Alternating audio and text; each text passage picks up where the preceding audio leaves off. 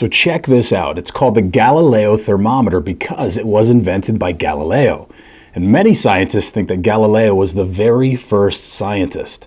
And this thing is cool because of how it works. It may be hard to see, but this is filled with little tiny glass spheres. And all of those spheres have different densities. And they move up and down depending on the temperature. This was the inspiration for our demonstration today. Hi, I'm Jared. Welcome to Fun Science Demos. Like I said before, these little glass spheres move up and down based on density. And today we're going to explore density and how it works in our world. Now, to explore density, we're going to use hot and cold water because it's easier to see. But the same things would be true of hot and cold air. So we're going to start by filling this bottle up with cold water and this bottle up with some hot water. Here we go. Now, it's really difficult to figure out which bottle's cold and which bottle's hot, so we're going to use food coloring to help you see the difference. We're going to make the cold water blue and the hot water hot. We're going to zoom in. I want you to take a close look at what happens with the food coloring as I drop it into the water. So let's add some blue food coloring to the cold water.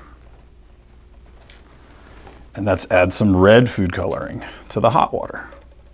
Let's see what happens.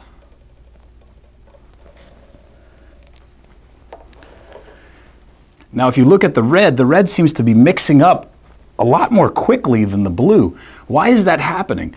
That's because the hot water has a lot more heat energy and the molecules in the water are moving around more quickly, bumping into each other, actually mixing up the red food coloring. Whereas the blue, you can see, those molecules are moving much more slowly and it's not mixing it up as quickly. Now, if we're going to explore the density of the cold water and the hot water, we need to put the cold water and hot water into a balloon. To do that, we got to get a little creative. I'm going to blow the balloon up, attach it to the top of the bottle, flip it all upside down, and get all of the water into the balloon, tie a knot in the balloon, and I think we'll be ready to go. Here we go.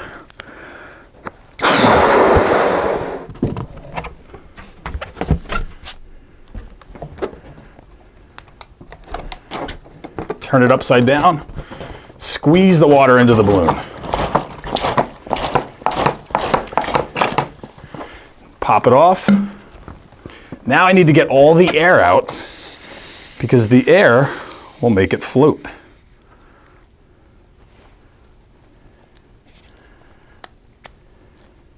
Good to go. Now for the hot water.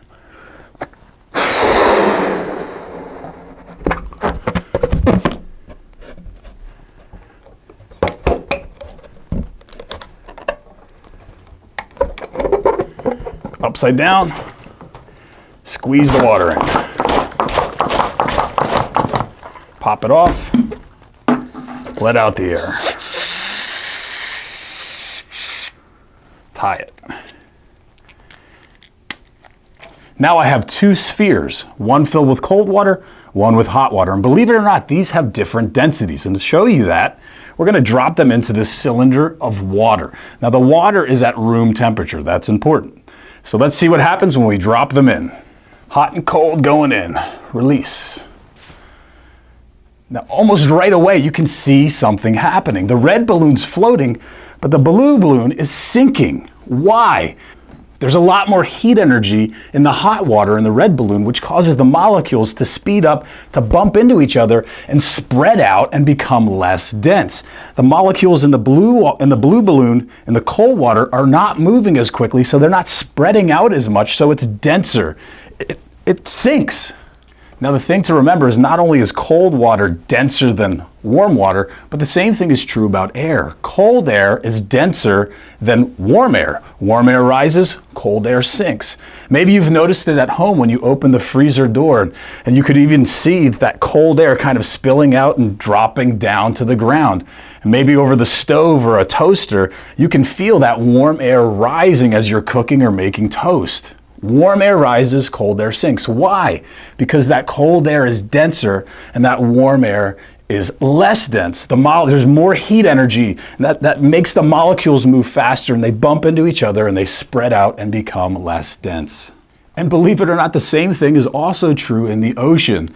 Colder water is at the bottom, warmer water is at the top because warmer water is less dense than the cold water. So the big question is, where does all this heat energy on our planet come from?